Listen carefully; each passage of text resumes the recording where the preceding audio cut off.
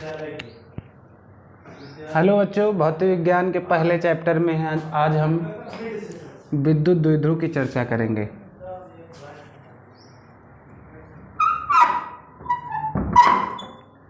विद्युत द्विध्रुव की चर्चा करें तो विद्युत द्विध्रुव होता क्या है ये हम जाने।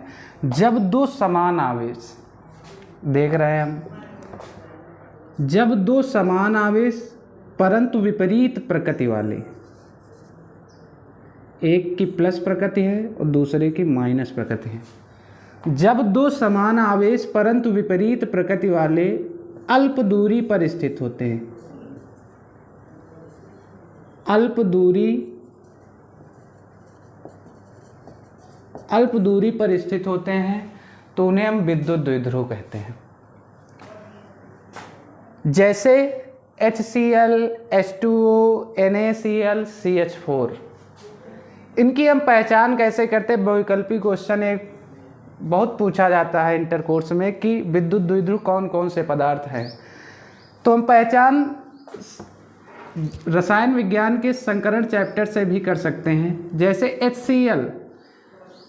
HCl का इलेक्ट्रॉनिक विन्यास हाइड्रोजन है, तो HCl में एक हाइड्रोजन और एक क्लोरीन है।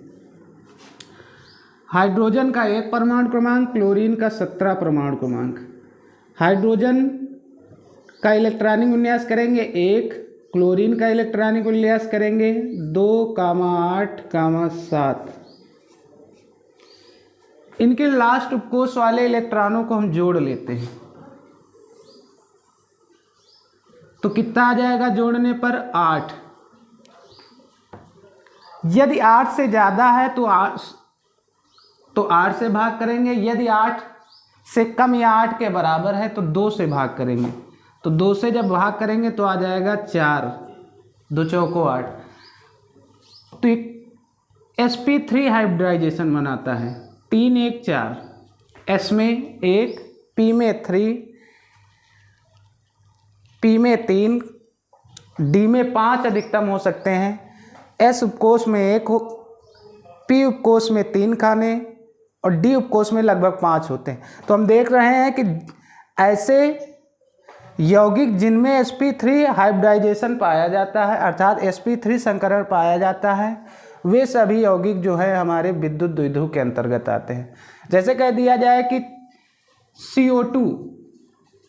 CO2 की पहचान कीजिए, क्या यह विद्युत द्विध्रुव आघूर्ण है या नहीं। तो हम देख रहे हैं CO2 एक कार्बन और 2 ऑक्सीजन से मिलकर बना है। तो कार्बन का होता है 2, 4, 6 परमाणु क्रमांक। ऑक्सीजन का होता है 8, 2, 6। ऑक्सीजन के कितने अणु हैं? तो टोटल कुल कितने हो जाएंगे? कुल 4 + 6 × 2 कितना आ जाएगा? 12, 4, 16। 8 से अधिक है तो इसलिए हम इसको 8 से भाग करेंगे। 8 दूनी 16, 2 आ गया। जब 2 आ गया तो इसमें कौन सा संकरण बनेगा? sp संकरण। जब sp संकरण बनेगा तो हम जानते हैं कि विद्युत द्विध्रुव उन्हीं यौगिकों का कहेंगे जिनमें sp3 संकरण बनेगा। तो हमारा CO2 जो है विद्युत द्विध्रुव के अंतर्गत नहीं आता है। तो विद्युत द्विध्रुव की परिभाषा एक बार और हम जान लेंगे। जब दो समान आवेश Q परंतु विपरीत प्रकृति वाले, एक की धनात्मक प्रकृति है और दूसरी की ऋणात्मक प्रकृति है, यदि दोनों आवेशों में यदि धन प्रकृति हो जाएगी तो ये विद्युत द्विध्रुव की रचना नहीं करेंगे। यदि माइनस हो जाएंगे तो ये विद्युत द्विध्रुव की रचना नहीं करेंगे। यदि एक में 2 प्लस हो गए, एक में 1 माइनस है, तो ये विद्युत द्विध्रुव की प्रकृति को नहीं दर्शाएंगे, क्योंकि हम जानते हैं कि जब दो समान आवेश भी समान हो और विपरीत प्रकृति वाले हो, तो जब दो समान आवेश परंतु विपरीत प्रकृति वाले अल्प दूरी पर स्थित होते हैं तो उसे हम विद्युत द्विध्रुव कहते हैं। विद्युत द्विध्रुव आघूर्ण किसी एक आवेश का परिमाण, हम जानते हैं परिमाण सदैव एक धनात्मक राशि होती है। चाहे हम Q का निकालें +Q का परिमाण, चाहे -Q का परिमाण निकालें तो आएगा धनात्मक ही। तो किसी भी एक आवेश का परिमाण तथा उनके बीच की अल्प दूरी कितनी है बच्चों? 2L। का गुणनफल क्या कहलाता है? विद्युत द्विध्रुव आघूर्ण।